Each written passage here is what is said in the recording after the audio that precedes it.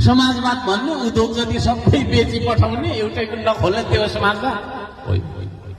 त्यसले गर्दाखेरि सबै कुराहरू जति पनि पार्टीहरू छन् यिनीहरू सिद्धान्त अनुसार चलेको हुँदैन छैन।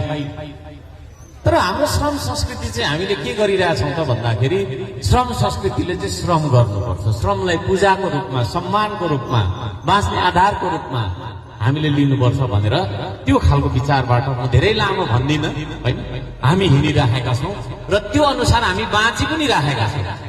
ध्यान दिउँ है।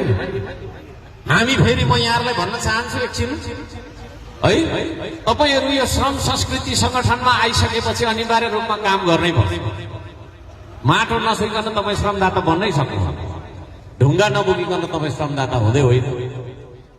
यो पार्टीमा श्रमदाता मात्रै हुन्छ, नेता बन्न पाइँदैन। यहाँ म नेतै होइन, म त श्रमदाता हो। यहाँ यो टी सर्ट चाहिँ लाएर आएको छ। आजको दिनसम्म मैले गरेको भनेको श्रम। अब श्रम किन गर्नुपर्ने? फेरि नगर्दा हुँदैन भन्दा काम नगरिकन हुँदैन क्या।